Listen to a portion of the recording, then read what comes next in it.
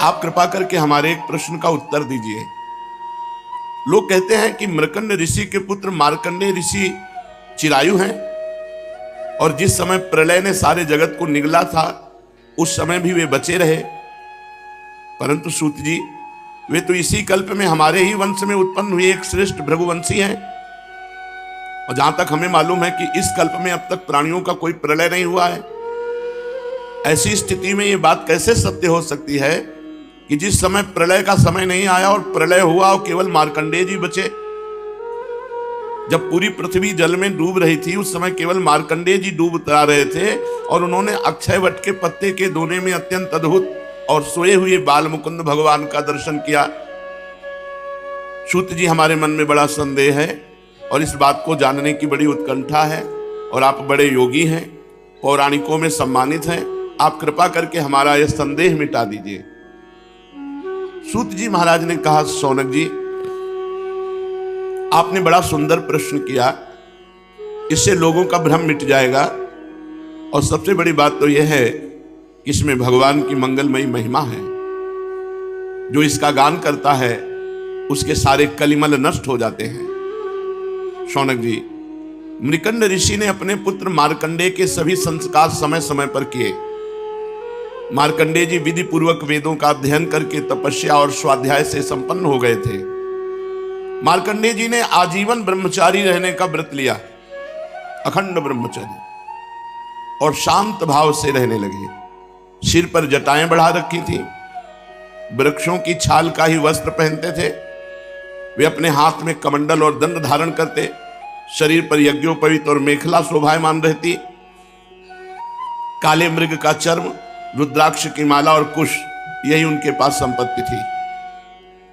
ये सब उन्होंने अपने आजीवन ब्रह्मचर्य व्रत की पूर्ति के लिए ही ग्रहण किया था। वे सायंकाल और प्रातःकाल अग्निहोत्र, सूर्योपस्थान, गुरुवंदन, ब्राह्मण सत्कार, मानस पूजा और मैं परमात्मा का स्वरूप ही हूं, इस प्रकार की भावना के द्वारा भगवान की आराधना करते। सायं प्रातः भिक्षा लाकर गुरुदेव के चरणों में निवेदन कर देते और मौन हो जाते। गुरु जी की आज्ञा होती तो एक बार भोजन कर लेते, अन्यथा उपवास कर जाते। मार्कंडेय जी ने इस प्रकार तपस्या और स्वाध्याय में तत्पर रहकर करोड़ों वर्ष तक भगवान की आराधना की। करोड़ों वर्ष इस प्रकार उन्होंने आराधना करके मृत्यु पर विजय प्राप्त कर ली। जिस मृत्यु को जीतना बड़े बड़े योगियों के लिए भी कठिन है, उस मृत्यु पर मार्कंडेय जी ने तपस्या और भजन के द्वारा विजय प्राप्त कर ली। मार्कंडेय जी की मृत्यु विजय को देख करके भगवान ब्रह्मा, भृगु, भगवान शंकर, दक्ष प्रजापति, ब्रह्मा जी के अन्य पुत्र तथा मनुष्य, देवता, पितर एवं अन्य सभी प्राणी अत्यंत विस्मित हो गए। आजीवन अखंड ब्रह्मचर्य व्रतधारी एवं योगी मार्कंडेय जी ने इस प्रकार तपस्या, स्वाध्याय और संयम आदि के द्वारा अविद्या आदि सारे क्लेशों को मिटाकर शुद्ध अंतःकरण से इंद्रियातीत परमात्मा का ध्यान करने लगे। योगी मार्कंडेय जी महायोग के द्वारा अपना चित्त भगवान के स्वरूप में जोड़ते रहे। इस प्रकार साधन करते करते बहुत समय 6 मनवंतर व्यतीत हो गए। ब्रह्मन, इस 7वें मनवंतर में जब इंद्र को पता चला तब तो वे उनकी तपस्या से शंकित और भयभीत हो गए। इसलिए उन्होंने मार्कंडेय जी की तपस्या में विघ्न डालना आरंभ कर दिया। शौनक जी, इंद्र ने मार्कंडेय जी की तपस्या में विघ्न डालने के लिए उनके आश्रम पर गंधर्व, अप्सराएं, काम, वसंत, मलयानिल, लोभ और मद को भेजा। भगवान, वे सब अप्सरादि देवराज इंद्र की आज्ञा के अनुसार मार्कंडेय जी के आश्रम पर गए। मार्कंडेय जी का आश्रम हिमालय के उत्तर की ओर है। वहां पुष्पभद्रा नाम की नदी बहती है और उसके पास ही चित्रा नाम की एक शिला है। शौनक जी, मार्कंडेय जी का आश्रम बड़ा ही पवित्र है। चारों ओर हरे भरे पवित्र वृक्षों की पंक्तियां हैं, उन पर लताएं लहलहाती रहती हैं। वृक्षों के झुरमुट में स्थान स्थान पर पुण्यात्मा ऋषिगण निवास करते हैं। बड़े ही पवित्र एवं निर्मल जल से भरे जलाशय सब ऋतुओं में एक से ही रहते हैं। मार्कंडेय जी के आश्रम में कहीं मतवाले भौरे अपने संगीतमयी गुंजार से लोगों का मन आकर्षित करते रहते हैं। तो कहीं मतवाले कोकिल पंचम स्वर में कुहू कुहू कूकते रहते हैं, कहीं मतवाले मोर अपने पंख फैलाकर कलापूर्ण नृत्य करते रहते हैं, तो कहीं अन्य मतवाले पक्षियों का झुंड खेलता रहता है। मार्कंडेय मुनि के ऐसे पवित्र आश्रम में इंद्र के द्वारा भेजे हुए वायु ने प्रवेश किया। पहले वहां उसने पहले शीतल झरनों की नन्ही नन्ही फुइयां संग्रह की, इसके बाद सुगंधित पुष्पों का आलिंगन किया, फिर काम भाव को उत्तेजित करते हुए धीरे धीरे आश्रम में वायु सुगंधित बहने लगी, शीतल मंद सुगंध वायु बहने लगी। कामदेव के प्यारे सखा बसंत ने अपनी माया फैलाई। संध्या का समय था, चंद्रमा उदित होकर अपनी मनोहर किरणों का विस्तार कर रहे थे। सहस्त्र सहस्त्र डालियों वाले वृक्ष लताओं का आलिंगन पाकर धरती तक झुके हुए थे। नई नई कोपलों, फलों और फूलों के गुच्छे अलग ही शोभायमान हो रहे थे। बसंत ने अपना राज्य फैलाया। फिर कामदेव ने वहां प्रवेश किया। उसके साथ गाने बजाने वाले गंधर्व झुंड के झुंड चल रहे थे। चारों ओर बहुत सी स्वर्गीय अप्सराएं चल रही थी। अकेला काम ही सबका नायक था। उसके हाथ में पुष्पों का धनुष और उस पर सम्मोहन आदि बाण चढ़े हुए थे। उस समय परम ब्रह्मचारी मार्कंडेय मुनि अग्निहोत्र करके भगवान की उपासना कर रहे थे।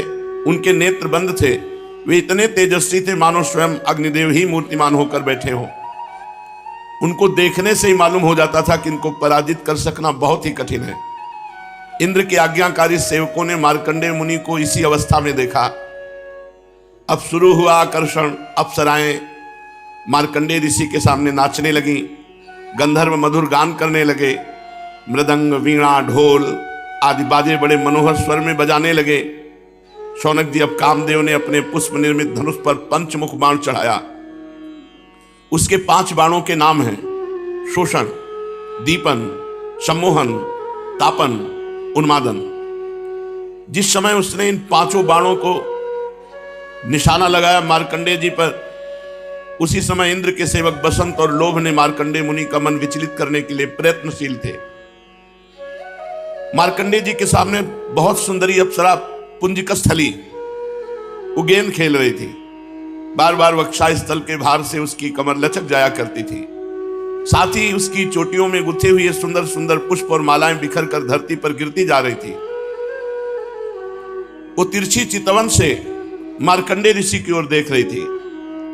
उसके नेत्र कभी गेंद के साथ आकाश की ओर जाते, कभी धरती की ओर, कभी हथेलियों की ओर। वो बड़े हाव भाव प्रकट करके गेंद खेल रही थी। वायु देवता ने काम किया। करधनी शिथिल हुई और वायु देवता ने उसका वस्त्र उड़ा दिया, क्योंकि मार्कंडेय ऋषि को मोहित करना है। कामदेव ने अपना अवसर ठीक समझकर कि मैंने मार्कंडेय मुनि को जीत लिया, ऐसा समझकर उसने 5 बाण एक साथ संधान किए, परंतु एक न चली। अप्सरा का निर्वस्त्र हो जाना, संगीत बजना, काम के 5 बाणों का संधान हो जाना, वो ज्यों के त्यों भगवदाकार बैठे रहे, कोई फर्क नहीं पड़ा। निष्फल हो गए 5 बाण कामदेव के। जैसे अभागे पुरुष के प्रयत्न सब विफल हो जाते हैं, ऐसे काम की एक न चली मार्कंडेय जी के सामने। शौनक जी, मार्कंडेय मुनि अपरिमित तेजस्वी थे। काम बसंत आदि आए तो थे इसलिए कि उन्हें तपस्या से भ्रष्ट कर देंगे, परंतु अब उनके तेज से काम जलने लगा और वैसे ही भाग गया जैसे छोटे छोटे बच्चे सोते हुए सांप को जगाकर भाग जाते हैं।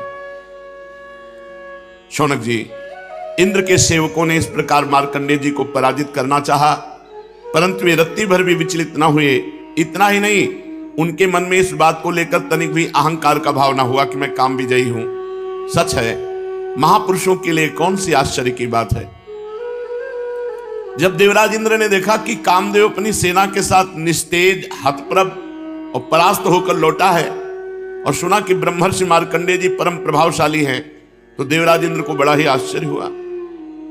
शौनक जी, मार्कंडेय मुनि तपस्या, स्वाध्याय, धारणा, ध्यान और समाधि के द्वारा भगवान में चित्त लगाने का प्रयत्न करते रहते थे। अब उन पर कृपा प्रसाद की वर्षा करने के लिए मुनिजन नयन मनोहारी नरोत्तम नर और नारायण भगवान प्रकट हो गए। उन दोनों में एक का शरीर गौरवर्ण था, नर भगवान का, और नारायण भगवान का श्याम शरीर था। दोनों के ही नेत्र तुरंत के खिले हुए कमल के समान कोमल और विशाल थे। परीक्षा में पास हुए तो भगवत साक्षात्कार। नर नारायण भगवान प्रकट हुए, जिनकी चार चार भुजाएं थी, एक मृग चर्म पहने हुए थे तो दूसरे वृक्ष की छाल, हाथों में क्यूस लिए हुए थे और गले में 3-3 सूत के यज्ञोपवीत शोभायमान थे। वे कमंडल और बांस का सीधा दंड धारण किए हुए थे। कमल गट्टे की माला और जीवों को हटाने के लिए वस्त्र की कूंची भी रखे हुए थे। ब्रह्मा इंद्र आदि के भी परम पूज्य भगवान नर नारायण कुछ ऊंचे कद के थे और वेद धारण किए हुए थे। उनके शरीर से चमकती हुई बिजली के समान पीले पीले रंग की कांति निकल रही थी। वे ऐसे मालूम होते थे मानो स्वयं तप ही मूर्तिमान हो गया हो।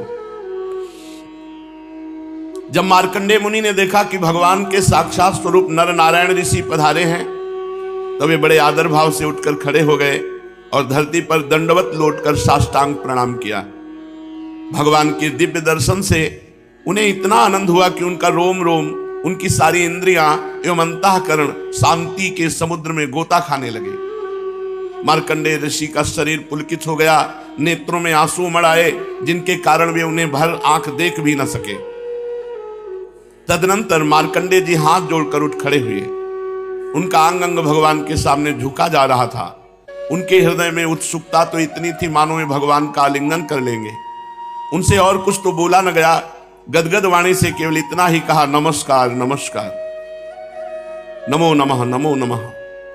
इसके बाद आसन पर भगवान नर नारायण को बैठाया, फिर बड़े प्रेम से उनके चरण पखारे, फिर अर्घ चंदन धूप और माला आदि से भगवान नर नारायण की पूजा करने लगे। भगवान नर नारायण सुखपूर्वक आसन पर विराजमान थे और मार्कंडेय जी पर कृपा प्रसाद की वर्षा कर रहे थे। पूजा के अनंतर मार्कंडेय मुनि ने उन सर्वश्रेष्ठ मुनिवेशधारी नर नारायण के चरणों में प्रणाम किया और यही स्तुति की। मार्कंडेय मुनि ने कहा, भगवान मैं अल्पज्ञ जीव भला आपकी अनंत महिमा का कैसे वर्णन करूं। आपकी प्रेरणा से ही संपूर्ण प्राणियों, ब्रह्मा शंकर तथा मेरे शरीर में भी प्राण शक्ति का संचार होता है। फिर उसी के कारण वाणी, मन तथा इंद्रियों में भी बोलने, सोचने, विचारने और करने जानने की शक्ति आती है। इस प्रकार सबके प्रेरक और परम स्वतंत्र होने पर भी आप अपना भजन करने वाले भक्तों के प्रेम बंधन में बंधे हुए हैं। प्रभु, आपने केवल विश्व की रक्षा के लिए ही जैसे मत्स्य कूर्म आदि अनेकों अवतार ग्रहण किए हैं, वैसे ही आपने ये दोनों नर नारायण रूप त्रिलोकी के कल्याण, उसकी दुख निवृत्ति और विश्व के प्राणियों को मृत्यु पर विजय प्राप्त कराने के लिए ग्रहण किया है। आप रक्षा तो करते ही हैं, मकड़ी के समान अपने से ही इस विश्व को प्रकट करते हैं और फिर स्वयं अपने में ही लीन भी कर लेते हैं। आप चराचर का पालन और नियमन करने वाले हैं। मैं आपके चरण कमलों में प्रणाम करता हूं। हे प्रभु, जो आपके चरण कमलों की शरण ग्रहण कर लेते हैं, उन्हें कर्म, गुण और काल जनित क्लेश स्पर्श भी नहीं कर सकते। वेद के मर्मज्ञ ऋषि मुनि आपकी प्राप्ति के लिए निरंतर आपका स्तवन, वंदन, पूजन और ध्यान किया करते हैं। प्रभु, जीव के चारों ओर भय ही भय का बोलबाला है।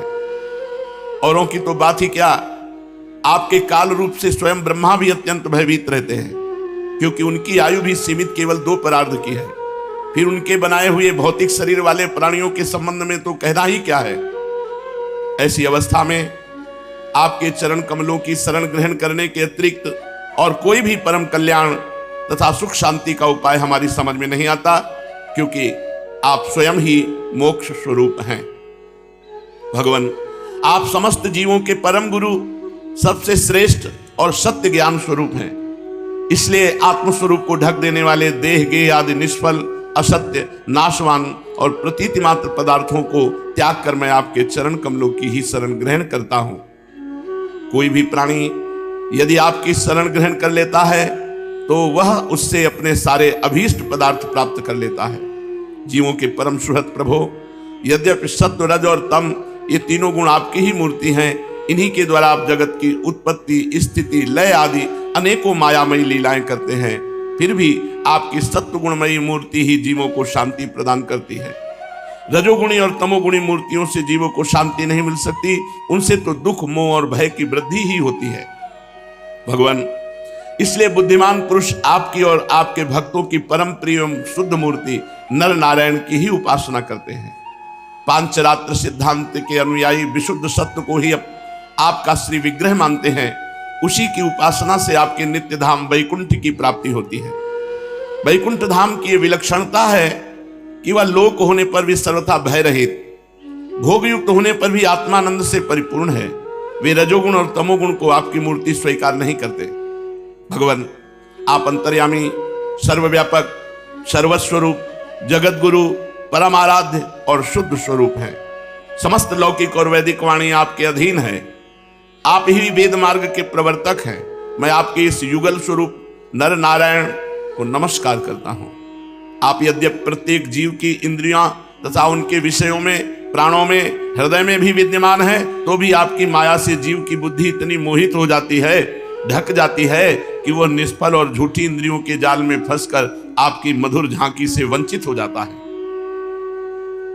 किंतु सारे जगत के गुरु तो आप ही हैं। इसलिए पहले अज्ञानी होने पर भी जब आपकी कृपा से उसे आपके ज्ञान भंडार वेदों की प्राप्ति होती है, तब वो आपके साक्षात दर्शन कर लेता है। प्रभु, वेद में आपका साक्षात कराने वाला वह ज्ञान पूर्ण रूप से विद्यमान है जो आपके स्वरूप का रहस्य प्रकट करता है। ब्रह्मादि बड़े बड़े प्रतिभाशाली मनीषी उसे प्राप्त करने का प्रयत्न करते रहने पर भी मोह में पड़ जाते हैं। आप भी ऐसे लीला विहारी हैं कि विभिन्न मत वाले आपके संबंध में जैसा सोचते विचारते हैं, वैसा ही सील, स्वभाव और रूप ग्रहण करके आप उनके सामने प्रकट हो जाते हैं। वास्तव में आप देह आदि समस्त उपाधियों में छिपे हुए विशुद्ध विज्ञान घन ही हैं। हे पुरुषोत्तम, मैं आपकी वंदना करता हूं। सूत जी कहते हैं, जब ज्ञान संपन्न मार्कंडेय मुनि ने इस प्रकार स्तुति की, तब भगवान नर नारायण ने प्रसन्न होकर मार्कंडेय जी से कहा। भगवान नारायण ने कहा, सम्मान्य ब्रह्मर्षि शिरोमणि, तुम चित्त की एकाग्रता, तपस्या, स्वाध्याय, संयम और मेरी अनन्य भक्ति से सिद्ध हो गए हो। तुम्हारे इस आजीवन ब्रह्मचर्य व्रत की निष्ठा देखकर हम तुम पर बहुत ही प्रसन्न हुए हैं। तुम्हारा कल्याण हो।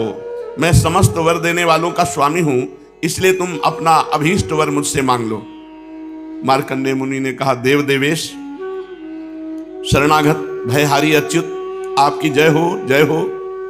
हमारे लिए बस इतना ही वर पर्याप्त है कि आपने कृपा करके अपने मनोहर स्वरूप का दर्शन कराया। ब्रह्मा शंकर आदि देवगण योग साधना के द्वारा एकाग्र हुए मन से ही आपके परम सुंदर श्री चरण कमलों का दर्शन प्राप्त करके कृतार्थ हो गए हैं। आज उन्हीं आपने मेरे नेत्रों के सामने प्रकट होकर मुझे धन्य बनाया है। पवित्र कीर्ति महानुभावों के शिरोमणि कमल नयन, फिर भी आपकी आज्ञा हुई कि मैं वरदान मांगूं, तो मैं वरदान मांगता हूं। मैं आपकी वह माया देखना चाहता हूं जिससे मोहित होकर सभी लोक और लोकपाल अद्वितीय वस्तु ब्रह्म में अनेकों प्रकार के भेद विभेद देखने लगते हैं। ये वरदान मांगा मार्कंडेय जी ने, मुझे आप अपनी माया दिखाओ। सूत जी कहते हैं, शौनक जी, जब इस प्रकार मार्कंडेय मुनि ने भगवान नर नारायण की इच्छा अनुसार स्तुति पूजा कर ली एवं वरदान मांग लिया, तब भगवान मुस्कुराए।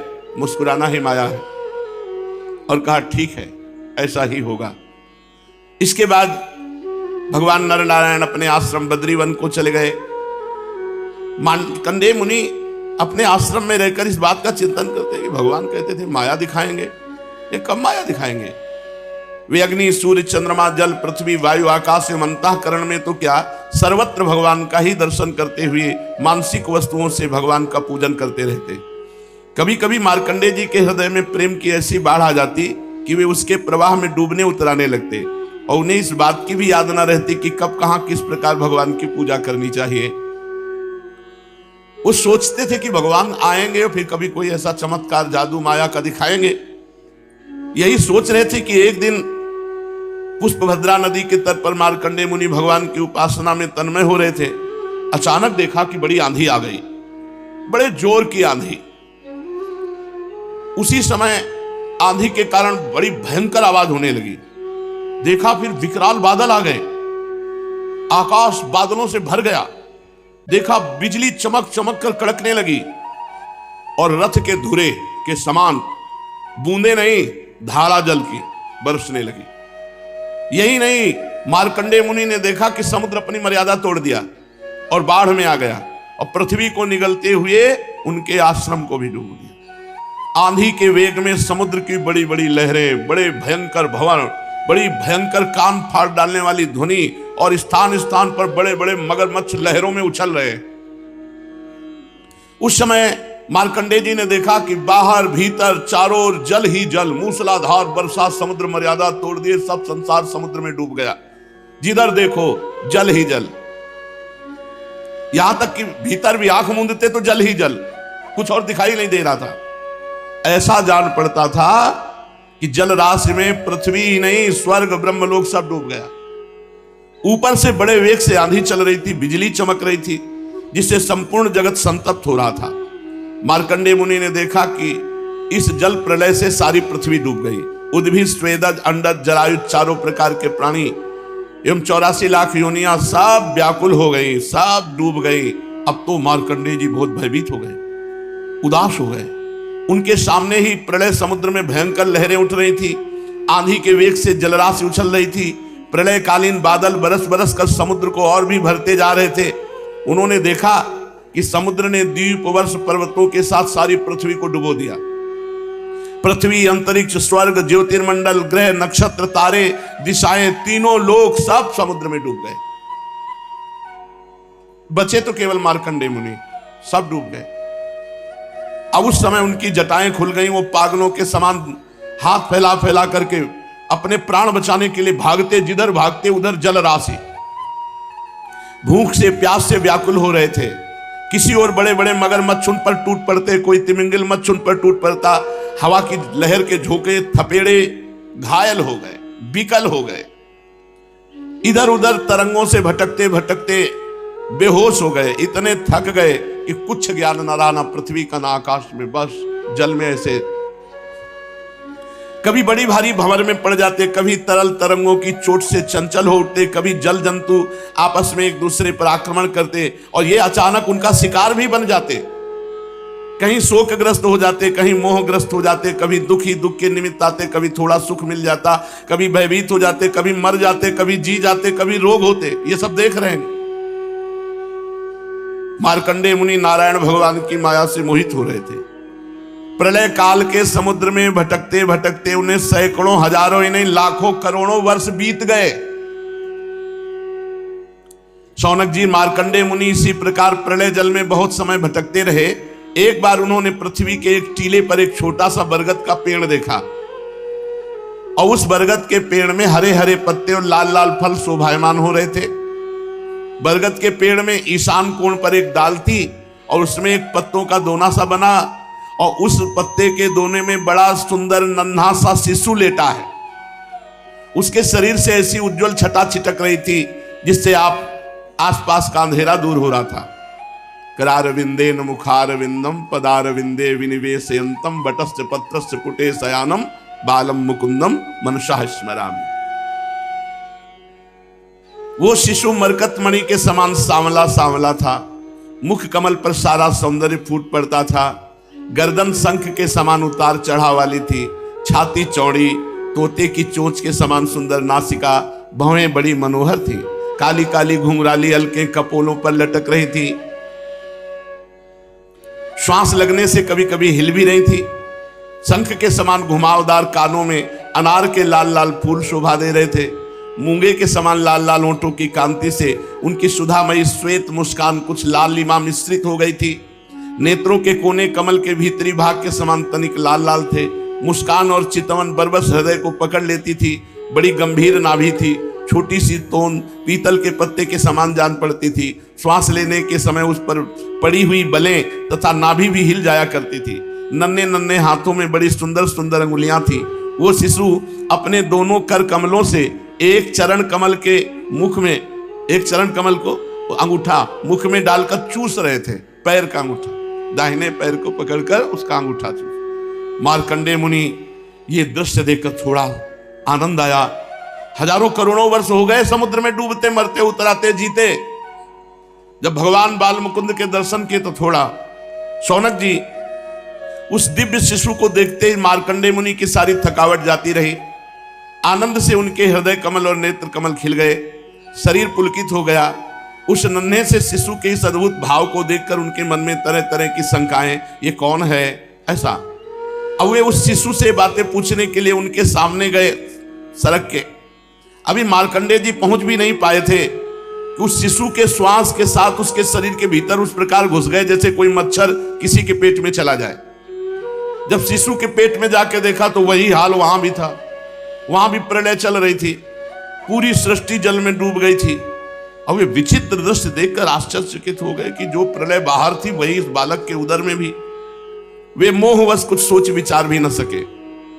उन्होंने उस शिशु के उदर में आकाश, अंतरिक्ष, ज्योतिर्मंडल, पर्वत, समुद्र, द्वीप, वर्ष, दिशाएं, देवता, दैत्य, वन, देश, नदियां, नगर, खाने, किसानों के गांव, हीरों की बस्तियां, आश्रम, वर्ण, उनके आचार व्यवहार, पंच महाभूत, भूतों से बने हुए प्राणियों के शरीर तथा पदार्थ, अनेक युग और कल्पों के भेद से युक्त काल आदि सब कुछ भगवान बाल मुकुंद के पेट में देखा। केवल इतना ही नहीं, जिन देशों, वस्तुओं और कालों के द्वारा जगत का व्यवहार संपन्न होता है सब कुछ वहां विद्यमान था। कहां तक कहें, संपूर्ण विश्व ना होने पर भी वहां सत्य के समान प्रतीत हो रहा था। अब मार्कंडेय जी बहुत व्याकुल हैं, पेट में ही देख रहे हैं हिमालय पर्वत, वही पुष्पभद्रा नदी, तट में अपना आश्रम, और ऋषियों को भी मार्कंडेय जी ने प्रत्यक्ष देखा। संपूर्ण विश्व ब्रह्मांड भगवान के उदर में देखा। ये देख ही रहे थे कि दिव्य शिशु के श्वास के द्वारा बाहर आ गए। बाहर आते फिर वही प्रलयकालीन समुद्र की थपेड़े। फिर उन्होंने देखा कि समुद्र के बीच में पृथ्वी के टीले पर वही बरगद का पेड़ ज्यों का त्यों विद्यमान है और उसके पत्ते के दोने में वही शिशु सोया हुआ है। उसके अधरों पर प्रेमामृत से परिपूर्ण मंद मंद मुस्कान है और अपनी प्रेमपूर्ण चितवन से वो मार्कंडेय जी की ओर देख रहा है। अब मार्कंडेय मुनि इंद्रियातीत भगवान को जो शिशु के रूप में क्रीड़ा कर रहे थे और नेत्रों के मार्ग से पहले ही हृदय में विराजमान हो चुके थे, आलिंगन करने के लिए बड़े श्रम और कठिनाई से आगे बढ़े। परंतु शौनक जी, भगवान केवल योगियों के ही नहीं, स्वयं योग के भी स्वामी और सबके हृदय में छिपे रहने वाले हैं। अब मार्कंडेय मुनि उनके पास पहुंच भी ना पाए थे कि वे तुरंत वटवृक्ष सहित सब अंतर ध्यान। ठीक वैसे ही जैसे अभागे और असमर्थ पुरुषों के परिश्रम का पता नहीं चलता कि फल दिए बिना ही क्या हो गया। शौनक जी, उस शिशु के अंतर ध्यान होते ही वो बरगद का वृक्ष तथा प्रलयकालीन दृश्य एवं जल भी तत्काल लीन हो गया। और मार्कंडेय मुनि ने देखा कुछ नहीं, सूखा अपने आश्रम में चटाई पे बैठे हैं, और ये सब 48 मिनट और कितने कल्प व्यतीत हो गए प्रलय में। सूत जी कहते हैं, शौनकादि ऋषि, मार्कंडेय मुनि ने जब भगवान नारायण की योग माया का वैभव देखा तो कांप गए। एक बूंद पानी नहीं, पूरा प्रलय हो गया।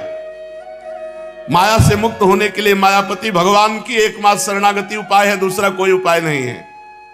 उन्हीं की शरण में स्थित हो गए मार्कंडेय जी। प्रभु, अब भूलकर कभी अपनी माया मत दिखाना।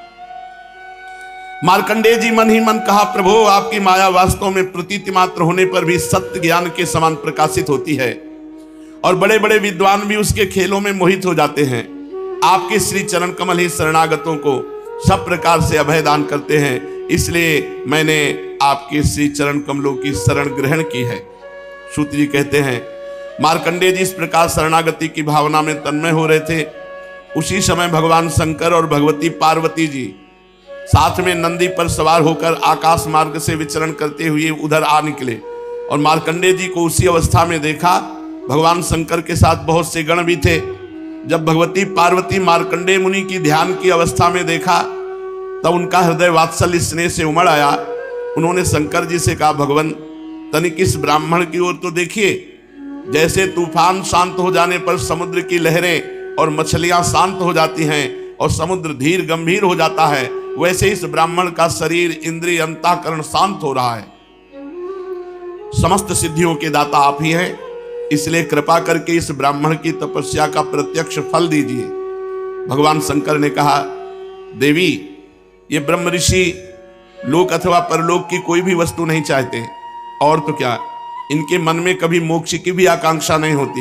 इसका कारण यह है कि घट घटवासी अविनाशी भगवान के चरण कमलों में इन्हें परम भक्ति प्राप्त हो चुकी है। प्रिय, यद्यपि इन्हें हमारी कोई आवश्यकता नहीं है, फिर भी मैं इनके साथ बातचीत करूंगा, क्योंकि ये महात्मा पुरुष हैं और जीव मात्र के लिए सबसे बड़ा लाभ की बात है कि हमसे बातचीत हो जाए, संत समागम प्राप्त हो जाए। इसलिए मैं इनसे बातचीत करूंगा, यद्यपि इनकी आकांक्षा नहीं है, फिर भी। श्री सूत जी कहते, शौनक जी, भगवान शंकर समस्त विद्याओं के प्रवर्तक और सारे प्राणियों के हृदय में विराजमान अंतर्यामी प्रभु हैं। जगत के जितने भी संत हैं उनके एकमात्र आश्रय और आदर्श भी वही हैं। भगवती पार्वती से इस प्रकार कहकर भगवान शंकर मार्कंडेय मुनि के पास गए। उस समय मार्कंडेय मुनि की समस्त मनोवृत्तियां भगवत भाव में तन्मय थी। उन्हें अपने शरीर और जगत का बिल्कुल पता न था, इसलिए उस समय वे यह भी न जान सके कि मेरे सामने सारे विश्व की आत्मा स्वयं भगवान गौरी शंकर पधारे हुए हैं। शौनक जी, सर्वशक्तिमान भगवान कैलाशपति से बात छिपी न रही कि मार्कंडेय मुनि इस समय किस अवस्था में है। इसलिए जैसे वायु अवकाश के स्थान में अनायास ही प्रवेश कर जाती है, वैसे ही वे अपनी योग माया से मार्कंडेय मुनि के हृदय में प्रवेश कर गए।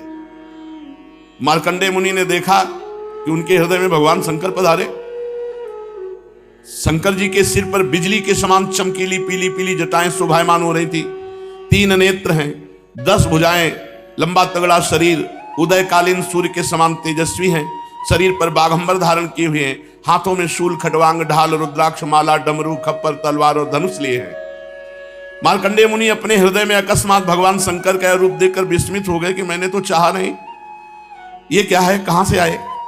इस प्रकार वृत्तियों का उदय होने जाने से समाधि खोल दी। जब उन्होंने समाधि खोली तो जो रूप अंदर देखा वही सामने खड़े हैं। भगवान शंकर श्री पार्वती जी एवं अपने गणों के साथ सामने विराजमान हैं। तत्काल वो खड़े हो गए और खड़े होकर चरणों में साष्टांग प्रणाम किया। तदनंतर मार्कंडेय मुनि ने स्वागत, आसन, पाद्य, अर्घ, गंध, पुष्पमाला, धूप और दीप आदि उपचारों से भगवान शंकर, भगवती पार्वती और उनके गणों की पूजा की। इसके पश्चात मार्कंडेय मुनि ने उनसे कहने लगे कि सर्वव्यापक और सर्वशक्तिमान प्रभु, आप अपनी आत्मानुभूति और महिमा से ही पूर्ण काम है। आपकी शांति और सुख से ही सारे जगत में शांति सुख का विस्तार हो रहा है। ऐसी अवस्था में मैं आपकी क्या सेवा करूं। मैं आपके त्रिगुणातीत सदाशिव स्वरूप को और सत्वगुण से युक्त शांत स्वरूप को नमस्कार करता हूं। मैं आपके रजोगुण युक्त सर्व प्रवर्तक स्वरूप और तमोगुण युक्त अघोर स्वरूप को भी नमस्कार करता हूं।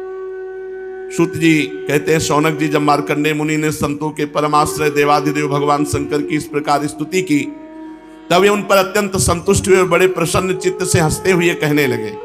भगवान शंकर ने कहा, मार्कंडेय जी, ब्रह्मा, विष्णु तथा मैं, हम तीनों ही वरदाताओं के स्वामी हैं। हम लोगों का दर्शन कभी व्यर्थ नहीं जाता। हम लोगों से ही मरणशील मनुष्य भी अमृतत्व की प्राप्ति कर लेता है। इसलिए तुम्हारी जो इच्छा हो वही वर मुझसे मांग लो।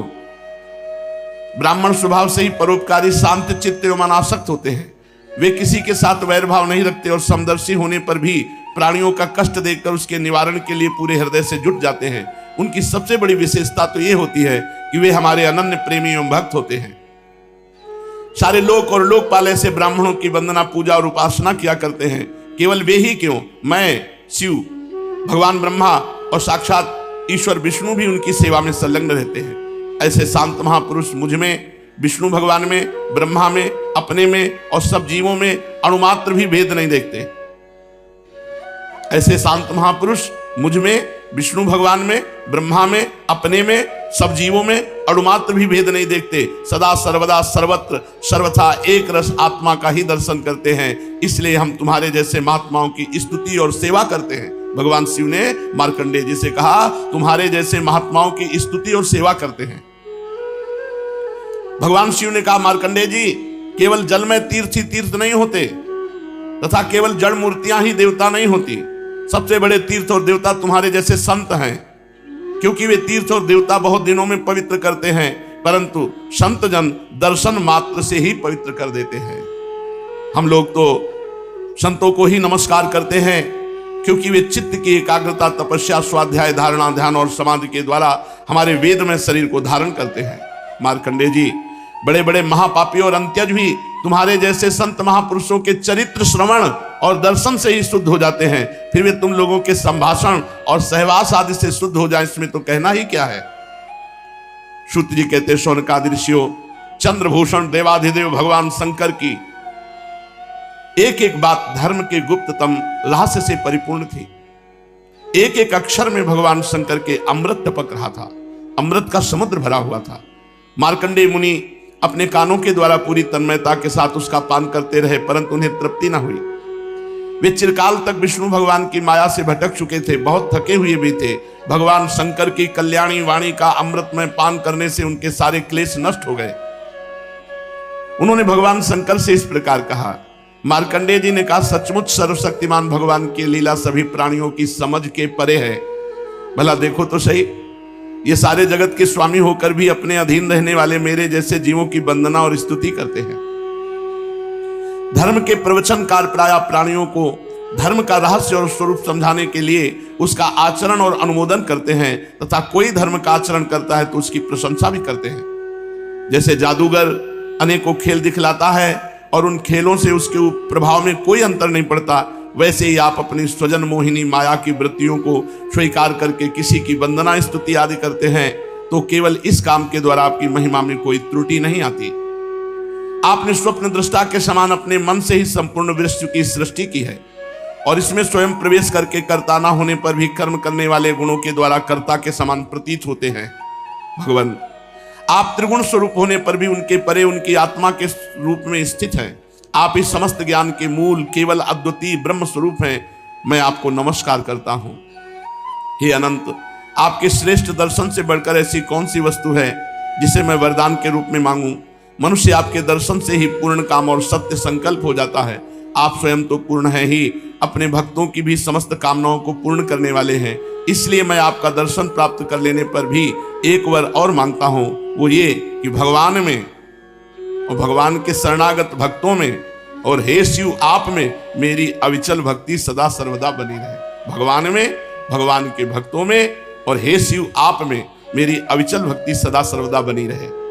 सूत जी कहते हैं, शौनक जी, जब मार्कंडेय मुनि ने सुमधुर वाणी से इस प्रकार भगवान शंकर की स्तुति और पूजा की तब उन्होंने भगवती पार्वती की प्रसाद प्रेरणा से बात कही। महर्षि, तुम्हारी सारी कामनाएं पूर्ण हो। इंद्रियातीत परमात्मा में तुम्हारी अनन्य भक्ति सदा सर्वदा बनी रहे। कल्प पर्यंत तुम्हारा पवित्र यश फैले। जाओ, तुम अजर हो जाओ, अमर हो जाओ। भगवान शंकर ने, ब्रह्मन तुम्हारा ब्रह्म तेज तो सर्वदा अक्षुण्ण रहेगा ही। तुम्हें भूत भविष्य और वर्तमान के समस्त विशेष ज्ञानों का एक अधिष्ठान रूप ज्ञान और वैराग्य युक्त स्वरूप स्थिति की प्राप्ति हो जाए। तुम्हें पुराण का आचार्यत्व भी प्राप्त हो जाए।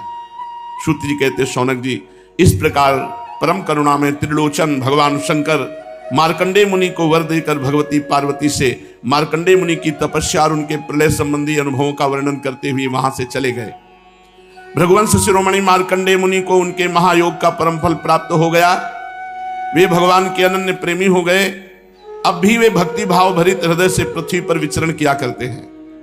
परम ज्ञान संपन्न मार्कंडेय मुनि ने भगवान की योग माया से जिस अद्भुत लीला का अनुभव किया था वह मैंने आप लोगों को सुना दिया। शौनक जी, ये जो मार्कंडेय जी ने अनेकों कल्पों की सृष्टि प्रलयों का अनुभव किया वो भगवान की माया का ही वैभव था और वो तात्कालिक था और वो केवल उन्हीं के लिए था, सर्वसाधारण के लिए नहीं। कोई कोई इस माया की रचना को न जानकर अनादिकाल से बार बार होने वाले सृष्टि प्रलय ही को इसको बतलाते हैं। इसलिए आपको यह शंका नहीं करनी चाहिए कि इसी कल्प के हमारे पूर्वज मार्कंडेय जी की आयु इतनी लंबी कैसे हो गई। रघुवंश शिरोमणि शौनक जी, मैंने आपको ये जो मार्कंडेय चरित्र सुनाया भगवान चक्रपाणि के प्रभाव और महिमा से भरपूर है। जो इसका श्रवण करेगा एवं कीर्तन करेगा, श्रवण कीर्तन करने वाले दोनों के ही कर्म वासनाओं के कारण प्राप्त होने वाले आवागमन के चक्र से सर्वदा के लिए छुटकारा मिल जाएगा। शाम का समय था। वृंदावन की पगडंडियों पर शांत वातावरण पसरा हुआ था। चारों ओर तुलसी के पौधों से सुगंधित हवा बह रही थी। कहीं दूर से घंटियों की मधुर ध्वनि कानों में पड़ रही थी। ये वह स्थान था जहां हर कण कण में श्री कृष्ण की लीला समाई हुई थी। उसी वृंदावन में एक वृद्ध महिला रहती थी। उसका नाम था साध्वी राधा। उसका जीवन एकदम सरल था, परंतु उसका हृदय कृष्ण भक्ति में पूर्णतः डूबा हुआ था। साध्वी राधा का जीवन संघर्षों से भरा रहा था। उसका विवाह बचपन में ही हो गया था, पर पति का देहांत युवा अवस्था में हो गया। ससुराल वालों ने उसे घर से निकाल दिया, मायके वालों ने भी मुंह मोड़ लिया। तब वह अकेली गोकुल आ गई। जहाँ लोग अपने दुखों से भागते हैं, वहीं राधा ने अपने दुखों को कृष्ण चरणों में अर्पित कर दिया। उसने एक छोटा सा कुटिया बनवाया और वहीं रहकर पूरे समय श्री कृष्ण का भजन करने लगी। राधा दिन रात श्री कृष्ण की सेवा में लीन रहती। भोर होते ही वह यमुना किनारे जाकर स्नान करती, फिर घर लौटकर तुलसी की पूजा करती और फिर श्री कृष्ण का भजन गाना प्रारंभ कर देती। उसके भजन में इतना भाव होता कि राह चलते लोग रुक जाते और उसकी आंखों से बहते प्रेमाश्रु देखकर उनका हृदय भी द्रवित हो उठता। वृंदावन के साधु संत भी उसकी भक्ति की सराहना करते, परंतु राधा को न किसी की सराहना की चाह थी, न किसी मान की इच्छा। उसका एक ही लक्ष्य था, कृष्ण दर्शन। वर्षों बीत गए, उसकी उम्र 80 के पार हो चुकी थी। अब वह शरीर से दुर्बल हो चली थी, परंतु भक्ति में वह पहले से अधिक प्रबल थी। एक दिन जब वह संध्या आरती के बाद गा रही थी, श्याम तेरे चरणों की चाह में बिता जीवन सारा, अब तो आओ मोरे प्यारे बनो मोरे रखवारा, तो उसकी आंखों से अश्रु की धारा बह रही थी। उसकी कांपती आवाज में ऐसा प्रेम था कि लग रहा था मानो स्वयं वृंदावन भी उसके साथ रो रहा हो। उसी रात वह अपने कुटिया में बैठी श्री कृष्ण की मूर्ति के सामने दीपक जलाकर ध्यान में लीन थी। उसके हृदय में वेदना थी कि जीवन भर प्रतीक्षा की, पर प्रियतम के दर्शन न हुए। उसी क्षण तेज प्रकाश हुआ और सामने एक दिव्य पुरुष प्रकट हुए। राधा की आंखें आश्चर्य से भर गईं। उन्होंने देखा, पीतांबरधारी, मोर मुकुट लगाए, मुरलीधारी श्री कृष्ण स्वयं उनके सामने खड़े हैं। राधा की आंखों से अश्रु बहने लगे। उसने कांपते हाथों से कृष्ण के चरणों को छूना चाहा, पर श्री कृष्ण ने उसे उठाकर गले से लगा लिया। माँ, श्री कृष्ण बोले, तुम्हारी भक्ति ने मुझे बाध्य कर दिया आने को। जो जीवन भर एक बार कृष्ण कहकर पुकारता है, मैं उसके पास दौड़ा चला आता हूँ, फिर तुमने तो हर श्वास में मुझे जिया है। राधा निःशब्द थी। वह न बोल पा रही थी, न हिल पा रही थी। उसका हृदय श्री कृष्ण के स्पर्श से शांत हो गया था। श्री कृष्ण बोले, माँ, अब समय है तुम्हारे लौटने का। वहां जहां न मृत्यु है, न पीड़ा, न विछोह, बस मैं हूं और तुम हो। इतना कहकर श्री कृष्ण ने अपना हाथ राधा की ओर बढ़ाया। राधा ने बिना किसी संकोच के वह हाथ थाम लिया। अगली ही क्षण वह शरीर छोड़ चुकी थी। सुबह जब वृंदावनवासी उसके कुटिया में पहुंचे तो देखा दीपक अब भी जल रहा था। भजन की वह रिकॉर्डिंग जो वह कभी सुनती थी मंद स्वर में चल रही थी और राधा जी शांत भाव से बैठी हुई थी, मानो ध्यान में लीन हो। परंतु उनका शरीर अब निष्क्रिय था। सबने समझ लिया, राधा को प्रभु दर्शन हो गए। उनके जाने की कोई उदासी नहीं थी, केवल दिव्यता थी। पूरा वृंदावन जैसे कोई उत्सव मना रहा हो, क्योंकि एक सच्ची भक्त को उसका प्रिय मिल गया था। उस दिन वृंदावन में हर मंदिर में भजन गूंजा। राधा जैसी भक्ति हो तो कृष्ण स्वयं छलकर आते हैं। जहाँ प्रेम होता है सच्चा, वहाँ प्रभु चिरकाल निवास बनाते हैं। कि इस घटना के बाद भी लोग कहते हैं कि उस कुटिया के पास से गुजरते समय कभी कभी भजन की मधुर ध्वनि सुनाई देती है और वह दिव्य सुगंध आज भी बहती है। भक्ति का यह स्वरूप अद्भुत था, बिना किसी मांग के, बिना किसी शर्त के, बस प्रेममयी समर्पण। राधा की कहानी यही सिखाती है कि जब प्रेम निष्कलंक हो तब ईश्वर स्वयं प्रकट होते हैं और तब तक संसार को इस रहस्य का ज्ञान नहीं होता जब तक कोई एक राधा अपने जीवन को भक्ति में पूर्णतः नहीं ढाल देती।